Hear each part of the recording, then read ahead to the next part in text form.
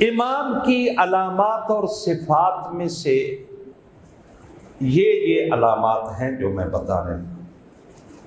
پہلا کیا ہے؟ یجب ان یکون معصوما، سب سے پہلی صفت امام علیہ السلام کی یہ ہے کہ واجب ہے کہ وہ معصوم عن الخطا ہو۔ اس کی وجہ کیا ہے؟ معصوم ہونا کیوں ضروری ہے؟ اس لیے کہ معصوم ہوگا تو خطا نہیں کرے گا، غیر معصوم ہوگا تو خطا کرے گا، اور اگر کوئی امام ہو کر خطا کرے گا تو لوگ نفرت کریں گے۔ امام کی صفات میں سے پہلی صفت ہے معصوم ہونا، طاہر الولادت ہونا، اور طاہر الولادت وہ ہی ہو سکتا ہے جس کا ماں باپ بتوں کے سامنے جھکا نہ ہو۔ توجہ ہے؟ دوسری صفت ہے یجب ان یکون اعلم الناس۔ عقائد کی کتابیں، علم کلام کی کتابیں مطالعہ کریں، اس پہ پھر دلیلیں دی ہیں علماء نے، بڑی محنت کی ہے علماء نے۔ واجب ہے کہ اپنے زمانے کا سب سے بڑا عالم ہو۔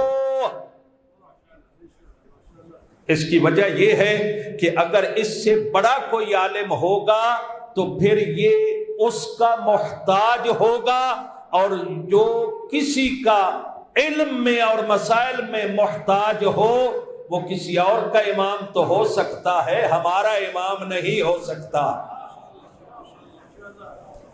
اسی لیے ایک سنی عالم دین نے کیا کہا ہے، توجہ فرمائیں گے، الدلیل علی امامت علی ابن ابی طالب، علی ولی کی امامت پہ سب سے بڑی دلیل یہ ہے کہ پوری کائنات کے لوگ علی کے محتاج ہیں، علی کسی کا محتاج نہیں ہے۔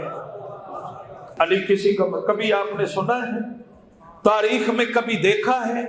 کہیں پڑھا ہے آپ نے کہ علی کے لیے مشکل بن گئی ہے، کوئی علمی مشکل ہے، کوئی مسئلہ آ گیا ہے، کوئی یہودی آ گئے، کوئی نصرانی آ گئے، کوئی بدھ مت آ گئے، کوئی فلاں آ گئے، علی نے کہا ہو کہ میں اندر سے پوچھ کے آتا ہوں پھر بتاتا ہوں؟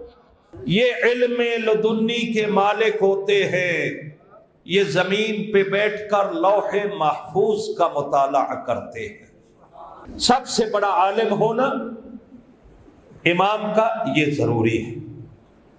تیسری علامت وَيَجِبُ أَن يَكُونَ أَسْخَى النَّاسِ، واجب ہے کہ امام اپنے زمانے کا سب سے بڑا سخی انسان ہو۔ یہ دیکھیں، سب سے بڑا سخی ہونا چاہیے۔ سخاوت تو آپ نے دیکھی ہے آل محمد کی۔